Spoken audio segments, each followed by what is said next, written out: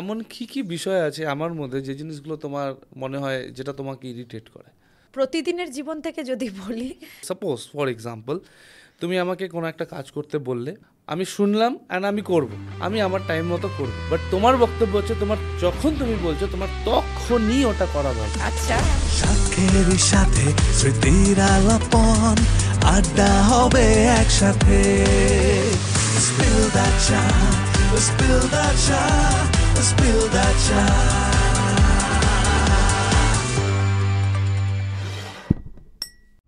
আমাকে এক সময় একজন গণ্যমান্য ব্যক্তি বলেছে যে তুমি যদি তোমার বিবাহিত জীবনে আনন্দিত থাকতে চাও তাহলে তুমি সরি বলতে শেখো, তোমার দোষ থাকুক না থাকুক তোমাকে সরি বলতে হবে। আর আমার মনে হয় যেটা আমি করি, বাট আমার স্ত্রীর এটা অভিযোগ যে আমি বলি না, আমি সচরাচর আমি বলি না। আর এটা শুধুমাত্র আমাদের বিষয় না, আমি এই জিনিসটা অনেকজনকে জিজ্ঞেস করেছি, ম্যাক্সিমাম হাজব্যান্ড তারা বলে যে হ্যাঁ আমি সরি বলি বেশি, কিন্তু তাদেরই স্ত্রীরা বলে যে না আমার হাজব্যান্ড সরি বলে না। সো প্রশ্ন হচ্ছে এটা কেন হচ্ছে? কিন্তু আমারও মনে হয়, আমারও না অ্যাকচুয়ালি, পুরুষেরা কম সরি বলে কিন্তু তারা মনে করে তারা বলে। সো এটার একটা সলিউশন আমার কাছে আছে। পুরুষেরা সরি বলে কিন্তু কেন স্ত্রীরা সেটাকে নিতে পারে না, তার কারণ হচ্ছে যখন পুরুষেরা সরিটা বলে, স্ত্রী সচরাচর, তুমি এটা বহুবার আমাকে বলেছো, মুখে মুখে সরি বলে হবে না, ফিল করে বলো, রাইট? অবভিয়াসলি হ্যাঁ, তো এবার প্রশ্ন হচ্ছে ফিল করে যে আমি সরিটা বলছি ওটা বোঝাবো কি করে?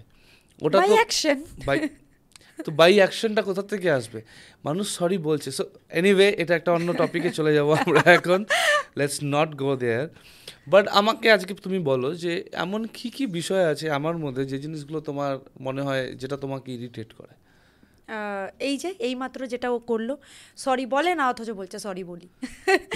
সো আচ্ছা, এটা আর কি আর প্রতিদিনের জীবন থেকে যদি বলি, কিছু কিছু বিষয় যেইগুলো আমি বারবার বলবো ওকে করতে না, কিন্তু সেইগুলোই ওর বেশি ফেভারিট থিং করার জন্যে।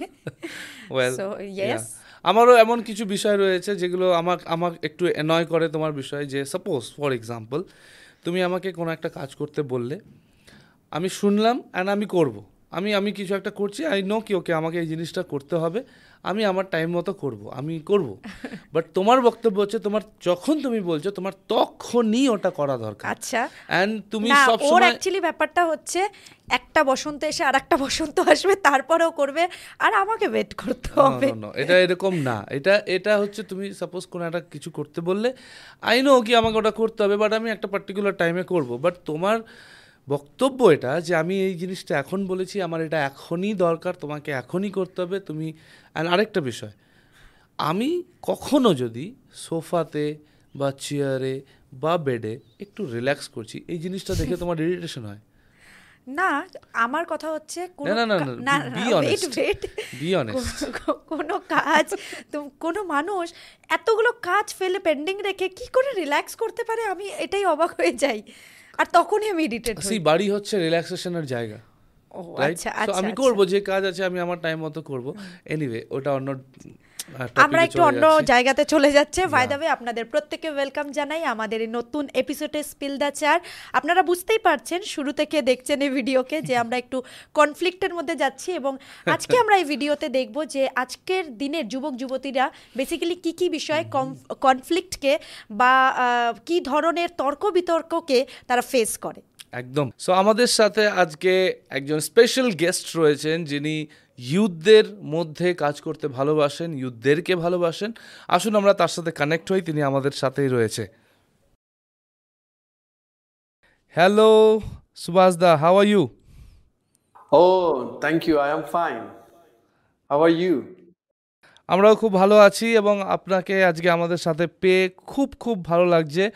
আমাদের বিষয়ে যখন আমরা আজকে কথা বলছি ইউথ, আজকের জেনারেশনকে নিয়ে, আমাদের জেন জি বিশেষ করে তাদেরকে নিয়ে, এবং আপনি রাজি হয়েছেন আমাদের এখানে যুক্ত হওয়ার জন্য, সেজন্য আপনাকে অনেক ধন্যবাদ।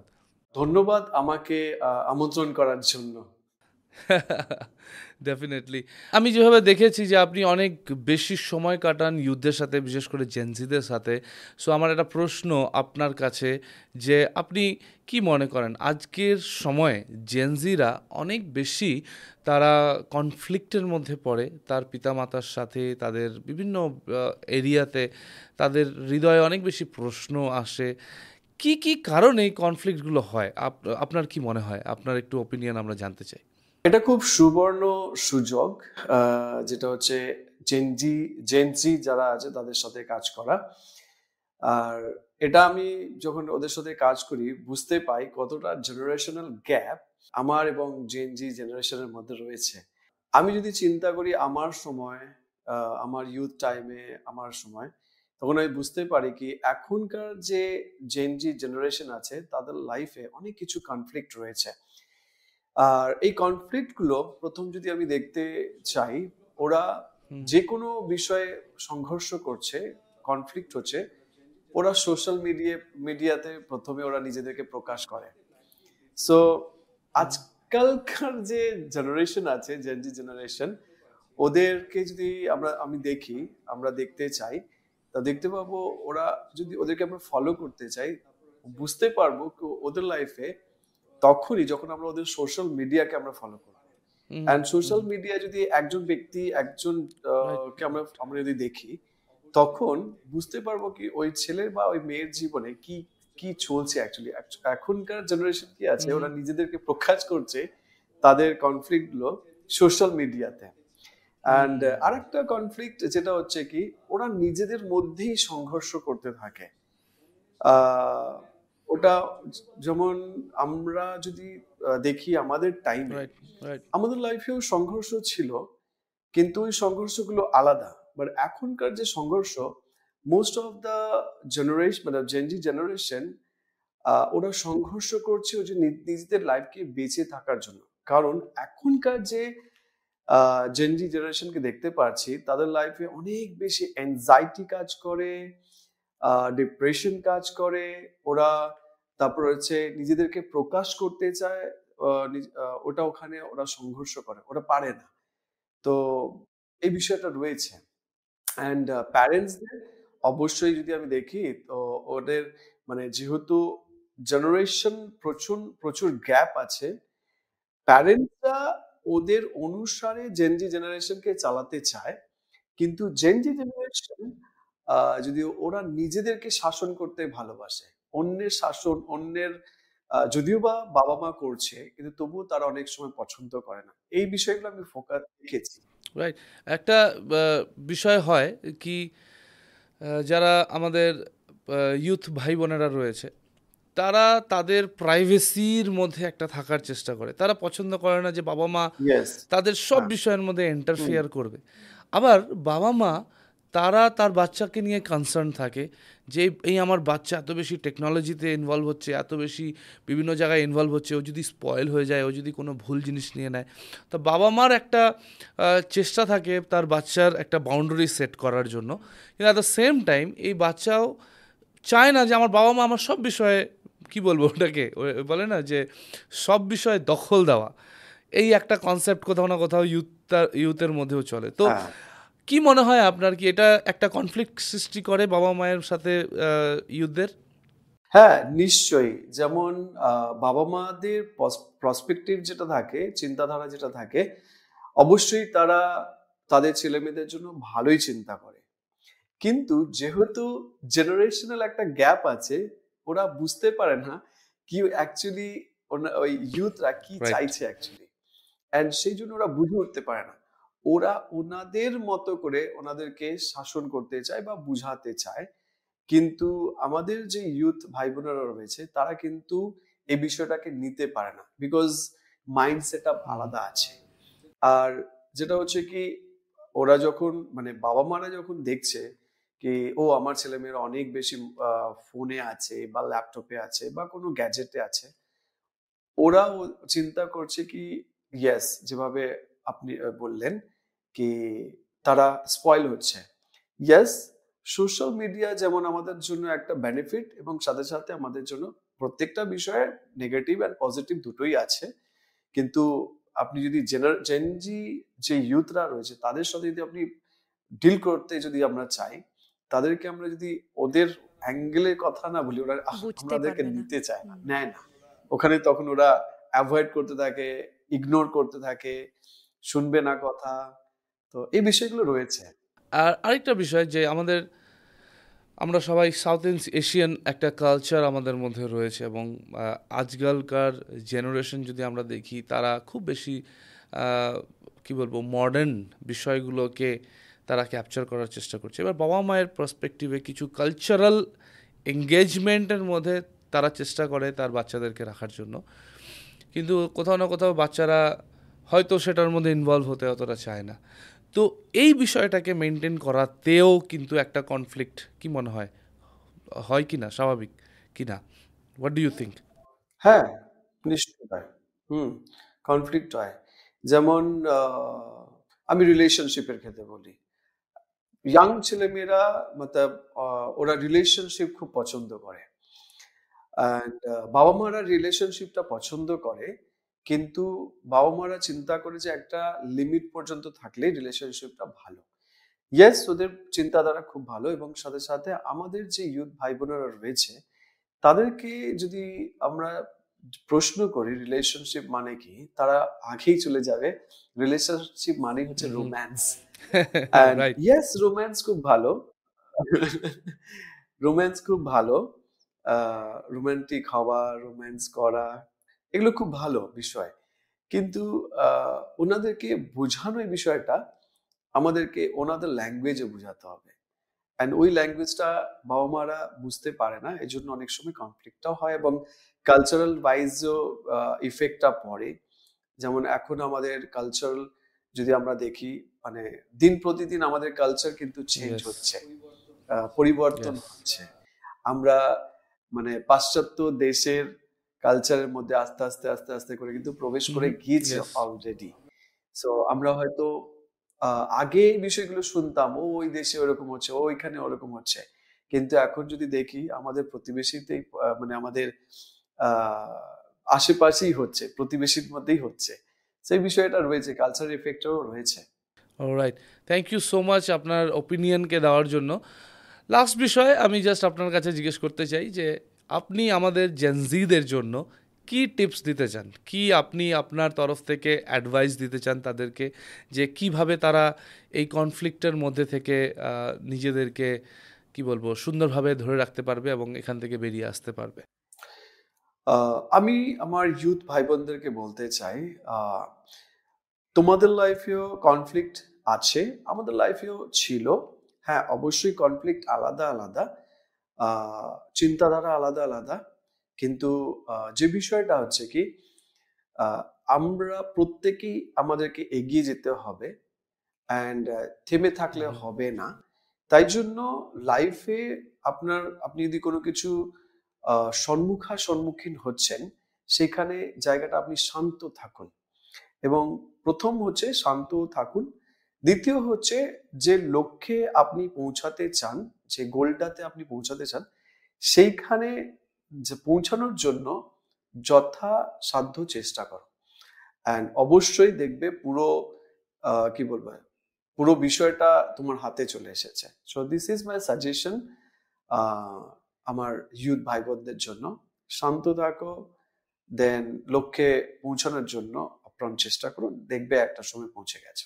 থ্যাংক ইউ সো মাচ আমাদের সাথে জয়েন হওয়ার জন্য, আপনার মূল্যবান চিন্তাকে, মূল্যবান পরামর্শকে দেওয়ার জন্য। আমি বিশ্বাস করি এটা অনেক বেশি সাহায্য করবে আমাদের প্রত্যেকটা ভিউয়ার্সদের জন্য যারা দেখছে তাদেরকে। সো থ্যাংক ইউ আরেকবার জয়েন হওয়ার জন্য। আমরা আপনার সাথে যুক্ত হতে পেরে খুব আনন্দিত এবং আশীর্বাদিত। থ্যাংক ইউ সো মাচ আমাকে ইনভাইট করার জন্য। সো আমি যেভাবে শুনলাম সুভাষদার থেকে ইউথদের বিষয়ে, সো আমি যখন শুনছিলাম আমি একটু চুপচাপ ছিলাম এই কারণ আমি জাস্ট ভাবছিলাম বিষয়গুলো, যে সত্যি কনফ্লিক্ট বা একটা মতবিরোধ হওয়া কিন্তু লাইফে এটা একটা কমন বিষয় বন্ধুরা। আমরা অনেক সময় ভাবি যে না, লাইফে সব কিছু স্মুথ যাবে, সব কিছু সবসময় বেস্ট হবে, কিন্তু না, প্রত্যেকের জীবনেই কিছু না কিছু কিন্তু কনফ্লিক্ট থাকে। সো তুমি কি মনে করো অমিত এই বিষয়ে? আমি একই জিনিস মনে করি। আমরা অনেক সময় চিন্তা করি যে পারফেক্ট লাইফ, যে কোনো কনফ্লিক্ট নেই, কোনো সমস্যা নেই, সেটা হচ্ছে perfect life, but that is not true. একটা পারফেক্ট লাইফ হচ্ছে যেখানে কনফ্লিক্ট রয়েছে, কিন্তু আমি ওই কনফ্লিক্টস থেকে মধ্যে দিয়ে যাচ্ছি, সলিউশন বের করে যাচ্ছি, কি করে সেটাকে আমি সমাধান করছি, ওটাকে ম্যানেজ করছি কিভাবে, exactly. So that is a perfect life. আর আমরা যদি চিন্তা করি যে কনফ্লিক্ট থাকবে না, কনফ্লিক্ট কিছু সমস্যা থাকবে না, আর ওটাই হচ্ছে পারফেক্ট লাইফ, তাহলে এটা ভুল ধারণা। আমার মনে হয় এই পৃথিবীতে সব থেকে বেশি যে রিচ রয়েছে, সো তার লাইফেও কনফ্লিক্ট রয়েছে। Yes, অনেক সময় আমরা definitely. হয়তো ব্যক্তিগত জীবন অনেকের জানি না, আমরা শুধু সোশ্যাল মিডিয়াতে দেখি আর আমরা ভাবি কি না পারফেক্ট লাইফ, কিন্তু না, কনফ্লিক্ট সবার জীবনে রয়েছে। Yes, definitely. ইভেন যদি আমরা ঈশ্বরের পবিত্র শাস্ত্রতে দেখি, ওখানে লেখা রয়েছে যে যখন তোমরা নানাবিধ পরীক্ষায় পড়ো, ঠিক আছে, নাও এখানে একটু গভীরতায় দেখতে হবে। ওখানে লেখা রয়েনি যে ইফ ইউ, ঠিক আছে, লেখা নেই যে ইফ, যদি, yes. ওখানে লেখা রয়েছে যখন, ওয়েন। তার মানে everyone has to go through with the situation, right? ওই পরিস্থিতি দিয়ে প্রত্যেককে যেতে হবে। হ্যাঁ, এটা কোনো ব্যক্তির আগে আসে, কোনো ব্যক্তির পরে আসে, কোনো ব্যক্তির অনেক পরে আসে, কিন্তু সবার জীবনে এটা আসবে 100%। সেই জন্য বলা হয়েছে যখন। সো যখনই এই সমস্ত সিচুয়েশন আসবে, সেটা পরীক্ষা হোক, কনফ্লিক্ট হোক, যে কোনো ট্রাবল হোক, ট্রায়ালস হোক, what ever the situation is, ওটা যখন আসছে আমাদেরকে বুঝতে হবে ওখানে, কারণ ওখানে লেখা রয়েছে যে আমাদের ধৈর্যের সাথে আমাদেরকে ওটার মধ্যে দিয়ে যেতে হবে, এবং সেটা আমাদেরকে পরিপক্ক করবে, ম্যাচিওর করবে, ওটার মধ্যে থেকে আমরা কিছু শিখতে পারবো, আর যেটা আমাদেরকে ভবিষ্যতে কাজে দেবে। সো আমরা যখন কোনো কনফ্লিক্ট আমাদের জীবনে আমরা সম্মুখীন হব, আমরা একটা বিষয়কে মনে রাখতে পারি যেটা আমাদেরকে হেল্প করবে, সেটা হচ্ছে calm, CALM। C stands for connect. কারণ যখন আমাদেরকে কনফ্লিক্টের মধ্যে আমরা পড়ি, আমাদের প্রয়োজন রয়েছে, যে ব্যক্তির সাথে কনফ্লিক্ট হচ্ছে না কেন, প্রথমে তো কাম স্ট্যান্ডস ফর শান্ত হওয়া, রেগে যাওয়া না, শান্ত হওয়া, and then we have to reach out to the person, not only the over the phone and text message না, but we have to reach out to the person, and আমাদেরকে connect করতে হবে ওটার সাথে। ইভেন শাস্ত্রতেও লেখা রয়েছে যে তুমি কিছু অফার করতে এসেছো ঈশ্বরের কাছে, তুমি যদি ওয়ার্শিপের জন্য কিছু নিয়ে এসেছো, এবং তোমার কোনো সমস্যা আছে তোমার ভাইয়ের সাথে, you go resolve that, and তারপরে তুমি আসো, দেন তোমার যে অফারিং আছে ওটা কি হবে, গ্রহণযোগ্য হবে। সো কানেক্ট হওয়া অনেক ইম্পর্টেন্ট রয়েছে। এবং A স্ট্যান্ডস ফর অ্যাসেস, যেটাতে শাস্ত্র এইভাবে বলা রয়েছে যে যখন কোনো একটা কি বলবো খুব রাগের মোমেন্ট চলছে, ওই সময় কোমল বাক্য সেই ক্রোধকে নিবারণ করে, যেটা হিতোপদেশে রাখা রয়েছে। সো যখন কোনো একটা কনফ্লিক্টের সময় চলছে, ওই সময় যেন আমরা আরও রাগিয়া না উঠি, কিন্তু যেন আমাদের শব্দ, আমাদের বাক্য যেন সেই ক্রোধকে যেন নিবারণ করতে পারে। বলে না যে একটা, যদি আমরা চলতি কথায় দেখি যে যেন আগুনের মধ্যে আমরা ঘি না ঢালি, কিন্তু যেন ওই সময় আমরা এমন কিছু কথা বলি যেটা ওটাকে মিনিমাইজ করবে, সেই ঝগড়াকে বা সেই ঝামেলা বা সেই ক্রোধকে। সেই কারণেই যখন আমাদের মধ্যে কোনো সমস্যা হয়, আমি সাইলেন্ট থাকি, কারণ আমি যদি কিছু বলবো ওটা আরো বেড়ে যেতে পারে। তো that's a part. And then L, কামের মধ্যে CA and then comes L মানে হচ্ছে listen. And I tell you, এটা হচ্ছে সব থেকে ওয়ান্ডারফুল আর্ট একজন মানুষের হতে পারে, কারণ আজকের ডেটে মানুষ শোনে কম, বলে বেশি। যে ব্যক্তি আমার অপোজিটে রয়েছে, সে ব্যক্তি কিছু আমাকে শেয়ার করছে, আমি তাকে মাঝখানেই বন্ধ করে কথা বলা শুরু করে দিই, আর এটা অনেক ডেঞ্জারাস হয়। আমরা অল্প বুঝি, মিসআন্ডারস্ট্যান্ডিংস হয় সেটার জন্য। সেই জন্য আমাকে শুনতে হবে সে ব্যক্তি কি বলছে। যখন কনফ্লিক্ট হচ্ছে, let's sit together, listen to each other, তাদের হৃদয়ে কি রয়েছে, রাইট? এটা বলা রয়েছে, কারণ জাকবে বলা হচ্ছে যে শ্রবণ অনেক প্রয়োজন রয়েছে, যেন আমরা শুনতে পারি একে অপরকে, ঠিক আছে? সো আমাদের একে অপরের হৃদয়ের বিষয়গুলো কনফ্লিক্টের যেই কারণেই হোক না কেন, শুধু না বলে, শুধু না রেগে একে অপরকে শোনার প্রয়োজন রয়েছে। সো C হলো এ হলো, এল হলো এবং last is M. M stands for maintain, যেটা ওই সময় ওই বিষয়কে আমাদেরকে মেনটেন করতে হবে, মানে একটা শান্তি বজায় রাখতে হবে, যে আমরা জাস্ট কিছু ক্ষণিকের জন্য আমরা শান্ত হব সেটা না, কিন্তু আমাদেরকে ওই সিচুয়েশনে নিজেদেরকে শান্ত হবে। যেভাবে সুভাষ দাও আমাদেরকে বলছিলেন যে কোনো পরিস্থিতি যখন কনফ্লিক্টের আসে তখন আমরা যেন নিজেদেরকে শান্ত রাখি। আর যেভাবে পবিত্র শাস্ত্রেও বলা রয়েছে ইফিসিও তার 4:3 যে একটা শান্তি বজায় আমরা যেন রাখি, এবং এইভাবে কিন্তু আমরা আমাদের জীবনের যে সমস্যাগুলো যেগুলো কনফ্লিক্ট আসে আমরা কিন্তু এই CALM এর দ্বারা আমরা কিন্তু সেটাকে খুব স্মুথলি আমরা অতিক্রম করতে পারবো। একদম ঠিক। সো সমস্যা আসবে, কনফ্লিক্টস হবে, ঠিক আছে, আপনার একটা অন্য ওপিনিয়ন থাকতে পারে, অন্য ব্যক্তির আরেকটা ওপিনিয়ন থাকতে পারে, অ্যান্ড তারপরে কনফ্লিক্টস হবে, কিন্তু যারা ওয়াইজ বুদ্ধিমান ব্যক্তিরা এই কনফ্লিক্টের মধ্যে থেকে কাম থেকে ওকে শান্ত থেকে এই কনফ্লিক্টের সলিউশন বের করে আনার বিষয়টাই হচ্ছে মেইন কি বলবো এবিলিটি, রাইট? একদম। সো নেক্সট টাইম থেকে যখনই কোনো কনফ্লিক্টকে আপনি সম্মুখীন হবেন এই 4টে বিষয়কে কিন্তু অবশ্যই মনে রাখবেন, এটা আশা করি আপনাদেরকে হেল্প করবে। সো বন্ধুরা, যদি আমাদের আজকের এপিসোড আপনাদের ভালো লেগে থাকে, আর আমি বিশ্বাস করি ভালো লাগবে, কারণ এই টপিকটা এমন প্রত্যেককে এই টপিকটা ফেস করে, সো যদি এটা হেল্পফুল হয় ডেফিনেটলি আমাদেরকে সেটা কমেন্টের মাধ্যমে জানাবেন, শেয়ার করবেন, লাইক করবেন, এবং আবার আগামী এপিসোডে দেখা হবে আপনাদের সাথে। Till then, bye by.